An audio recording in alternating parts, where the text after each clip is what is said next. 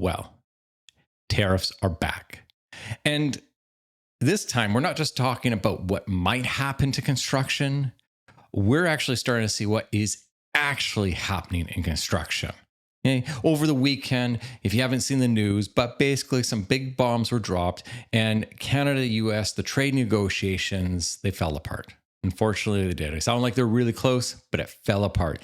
And the new 50% U.S. tariffs have taken effect on approximately $20 billion of worth of Canadian goods. And we're seeing construction products caught up in this. And this includes things like cement, plywood, paint, fiber cabling. Okay? And on top of that, the uncertainty, we've already been dealing with this around with steel, aluminum, copper, and the lumber. And today, to make matters worse, President Trump went even further to announce that tariffs could increase to 50% to additional Canadian products, including steel, beginning January 1st, 2027. Meanwhile, Canada is preparing its own retaliatory against these tariffs.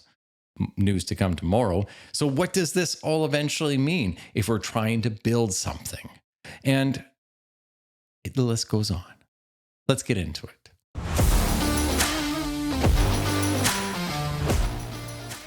Welcome to What the RFI. I'm Matt Brennan, and this is the podcast all about CA. So, what just happened?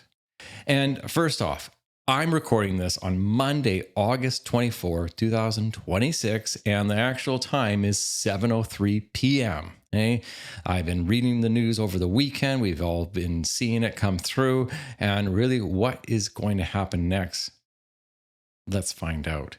And I'm saying this story is really changing daily, minute by minute, hour by hour.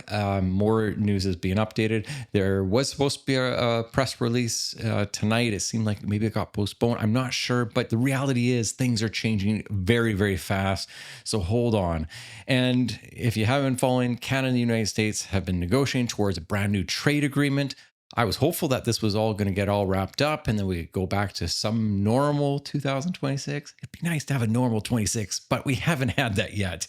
And part of those negotiations, including some of the tariffs affecting Canadian steel, aluminum, and automobiles entering the U.S., those were going to come to an end. They were going to come to an agreement, but they fell apart. Those negotiations fell apart, and the United States has now imposed a brand new 50% tariffs on this $20 billion of worth of Canadian goods that are being imported into the States. Okay, and we're seeing this in the construction related products caught in the middle. Like I said, cement, plywood, paint, fiber cable. It's been kind of talked and brought up to the notion here. And along with the larger trade issues is we're already surrounding steel, aluminum, copper, and lumber. Okay? It's been a challenging year. It's been a challenging year if you've tendered any projects pre-tariffs and then are still going in during construction with tariffs. And now how is this going to change? I actually got a project that is going to tender on Friday. And I guess we're going to find out where this pricing is going to come in. The first thing I'm going to do is once we lock it in, once this project gets closed and we awarded, we're going to say order everything you physically can and put it into warehouses because we don't want to pay 50% on product, and none of the trades do. But my heart goes out to some of these trades, such as like the painters. Well, they can't buy their product in advance. So what are they supposed to do? Carry the 50%, maybe more, maybe 100%. Who knows? Okay. But getting back to the story here, Canada, meanwhile, has announced that they're going to retaliate dollar to dollar. So whatever the U.S. decides to pose on to Canada, Canada's just going to fire right back. And at the end of the day, this isn't helpful. This is not helpful for me. This is not helpful for you as a listener.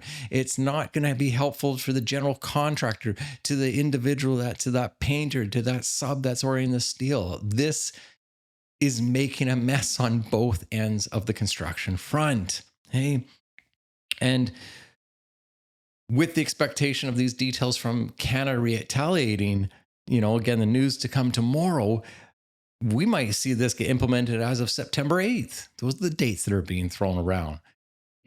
the story is not over here. It is continuing, and it's not getting better.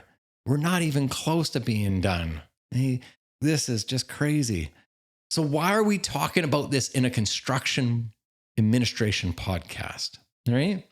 Well, because eventually tariffs are going to show up on your project if they haven't already. Okay. And we're seeing some crazy material pricing as is. Here's a real life example with pricing moving just so crazy over these years. And this was actually came from a friend who, is in the US. He's a steel detailer. It's Adam. He's been on the show and everything. We had kind of an offline conversation about kind of where he was seeing the prices go, and politics aside, it was just how are things going. And during that call, pre-tariffs, he was seeing about $1 per pound per linear foot of steel.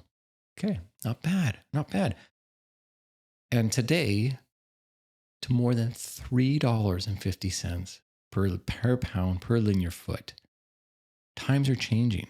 I remember when we would go down I would cross over the border and things were cheap. It was like a third of the cost, and then the exchange from US to Canadian dollars in that respect. And it was still favorable. It was still cheaper. Last year I was in Newport doing a little, just myself going out for a surf trip. And, it was almost dollar to dollar plus the exchange. Things have really changed on your guys' front. And I know it's not helping on your end because wages aren't going up. Salaries aren't going up, right? The groceries are going up. Everything's just getting squeezed more and more. And these tariffs are not helping the cause, right? Trade is a good thing. We do it back and forth. It's the way that you do business, right? We have a lot of energy that we sell down to the States. And then, of course, there's a lot of commodities. Our steel goes down to you. And then, of course, the finely molded steel comes back up to Canada. So it's huge. So with these increases, it just sucks. Let's just put it that way.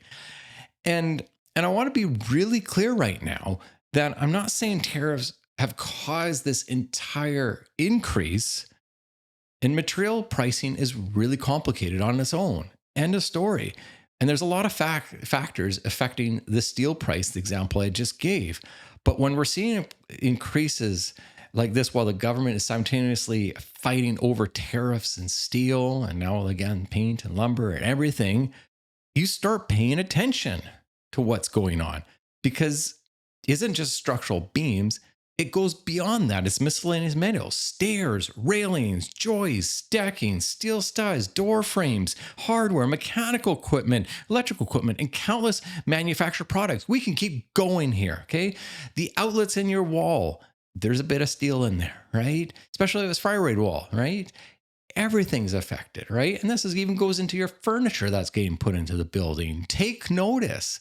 Things are changing drastically. It's hard to tender jobs right now and be ready to review pricing that comes in and be ready for the amount of a request for extras later. And at the end of the day, we all want everyone to win. We want to build a great project together. We want the GC to do well. We want their subs to do well. We don't want to see anyone hurting in that sense or defaulting. So many companies, I've had to review shop drawings because millwork, that trade went under, and I had to review another shop drawing, and I wasn't getting the products that we wanted to because we just can't get it because of the tariffs or something like this. Things are affecting. It's happening in construction so rapidly, so steadily, and unpredictable. Okay? And now we're talking about things like cement, plywood, paint as well. Well, pretty quickly, it's going to start touching a significant portion of the construction project. So if you were budgeting, X, just double it. That's where we're kind of heading towards this. And how do you do that? How do you add a contingency for this where things, you just can't control it? And this isn't just a Canadian problem. Hey, I'm from Canada, Canadian citizens in that respect. But hey, I love my neighbors in the South in that respect, guys. I really do. I love coming out there. I love visiting your country and everything. I've got lots of friends out there and then, in conversation, and I love working together. Again, all our suppliers are down in the U.S. It's a team effort on that front, right? And And I think this is really important. This isn't Canada gets tariffs, therefore Canadian construction gets more expensive. It's not that. It's much more complicated than that. And this is where it can affect construction on both sides of the border. And this is just straight up sucks, right? Where it comes is. And Canada and the United States have incredibly integrated supply chains, as we've kind of already talked about, right? From everything. I need your stuff, vice versa. I need your material, right? It goes back and forth. Raw materials cross the border, as we kind of talked with the steel in that case. The components cross the border, finished products, again, cross the border, right? We just keep going back and forth, back and forth. And some products can cross the border multiple times before they actually arrive to the construction site. Not typically, but take lighting, for example. I've seen a lot of those tariffs where we've got, our materials, raw materials going down to the States. Lights are getting manufactured, then they're coming back. And again, we're just seeing this bouncing back and forth. And prices are just they have to go somewhere. Someone's got to pay for them. So again, at the end user, we're going to pay for them. Okay. So an American contractor may be buying a Canadian material, but a Canadian contractor might be buying American equipment. An American manufacturer might be using a Canadian raw material. You get the point. You get the picture. That's just a few examples. The ripple effects start to happen in this real-time moment. And Canada has significantly been a supplier of Canadian cement to the U.S., right? We know it's 8% of the general CO2 emissions, right? It's a big deal. It's so heavy and it's expensive to transport. These all play into the game. And you can't necessarily find, we'll just get it somewhere else. It doesn't work like that, all right? It's not going to happen. When we dealt with tariffs, oh goodness, like 8 years ago, with the first round when President Trump was in office, we tried to source a lot of steel fabricated beams locally in Canada, and it was really tough. We give you the material, you guys mold it, bend it, do everything like that, and then it comes back over, and then we build with it. It's tough, right? It's a joint effort. It's a team effort between both sides of the country, okay? And with both these markets close to the Canadian border, there's just really Canada versus American construction story here. It can't happen, right? Both industries are incredibly interconnected.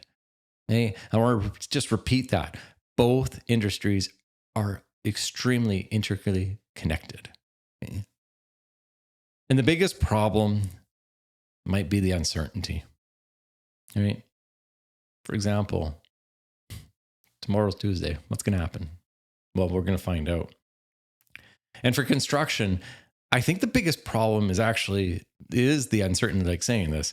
And I think how we build the projects, we design something today, it goes to tender, and then a general contractor prices it, their subs price it, and the quotes are being pushed back and forth. The suppliers even come to the table with that.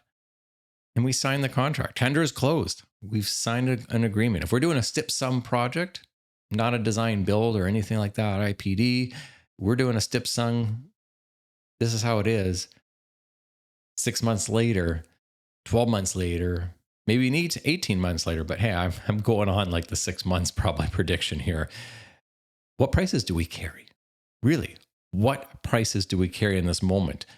Quotations coming back saying price invalid for 30 days. Yeah, try that again. Pricing for 14 days. No, we could just basically pricing subject to tariffs in effect of time of delivery.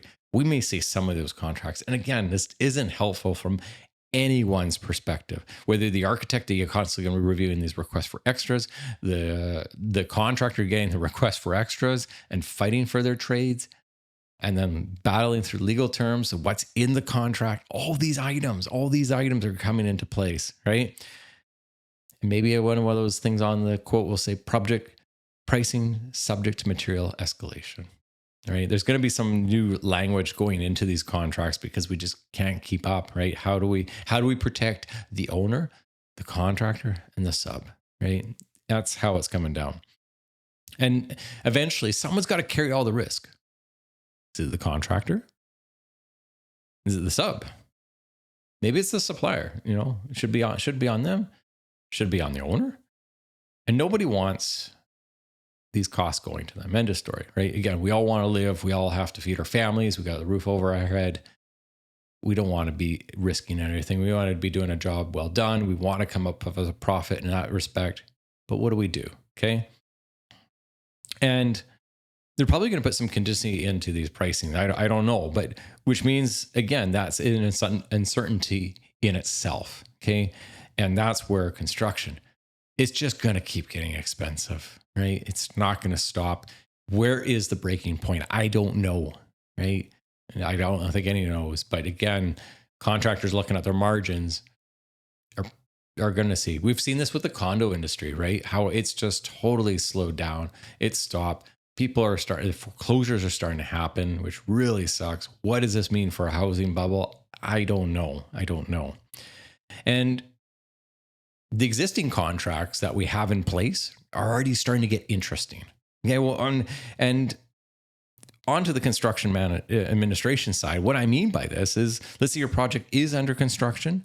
The project was tendered, pricing coming in, as we've already talked about. But again, if a tariff is submitted today, who's going to pay, right? I've got one job that was tendered about 6 months ago. So we already had some tariffs in there for budget pricing. But now if they're going to go to 50%, what's going to happen, right? We're going to have an honest conversation again. This is the reality of it, right? And who's going to pay for this, okay? And most of all, please show me the paperwork, right? Before we entertain a request for extra, we've got to look at the paperwork. We got to go through that paper trail. And this is probably the biggest construction administration takeaway from all of this, right? If somebody submits a chain saying there's 50% of tariffs, and so the product now costs 50% more. Hold on. Show me. Okay? And because that's not necessarily how this works, not every product entering Canada or the United States will suddenly cost 50% more. Not an American product entering Canada will automatically be subject to that tariff, right? It all depends on the product, right? And this ties into the country of the origin, the tariff classification numbers. These are, we always request border certificates, the receipt at the border that it's legit, not the broker. We want to see what was done and paid at the border with the official receipt. We're seeing so many variations of it, and it's really hard to track. And you'd think this would be super simple. This should be really straightforward, that the paperwork is night and day. You look at it, you review the classification code. Did it match? Was the tariff in place? All these things. ChatGPT is wonderful for helping you to kind of identify this and doing it, but you still got to go through the legwork and then fact check it, because things are changing every day. And again, you got to look at when the material was actually ordered. And this is where it gets so gray, and it puts you as the architects reviewing these pricing in a real tough bind. Okay. And like I said, when we get these requests, I ask for the original quotation. Show me where it shows on the invoice where the owner and the project name is on it, right? Because there was a good skit from John Cleese. He did it, kind of kept running around the factory floor, and they kept looking at new material, but it was the same material just getting restocked in the same as they went around the factory. And it's so true. It's funny, but that's what's happening in this application, right? This is what we're seeing in this moment. We got to cover our butts. We got to protect our owners. End of story. But why do we have to do it? It's because the two governments are going back and forth, and it'd be nice if we could just come to a fair and a reasonable conclusion with these tariffs and be done with it and go on with 2026, please. I really would like to just see that. Okay. And we can't, when we get these bills, we can't just see, tariffs, 150K. We got to go into the details. You got to do your homework. That's not enough. You got to do it. So it's just making our jobs on the CA front just that much more difficult. It's not like we're looking for stuff to do. It is what it is. Okay. And maybe get ready for substitution requests. Maybe that might happen, right? Given where some of these products are coming from, you may just have to try and source something locally, and hopefully there's not a tariff on it. But I doubt you're going to be able to see that, because the reality is, if the material is coming from Canada down to the U.S., that's different. I think where things may change if Canada changes the course of its trading and starts trading with other countries and other continents, that's where it may be the benefits of it. I don't know where this is all coming at, right? Keep in mind with substitute changes. Well, first of all, you've heard me on the show. I hate alternates, so let's just get that out of the way. If you start changing air handling units for something that you can get, well, breaker size changes, right? All this start to affect. So be careful of that. That's one thing. Lead times are going to be a different role into this. Is it going to, start changing projects?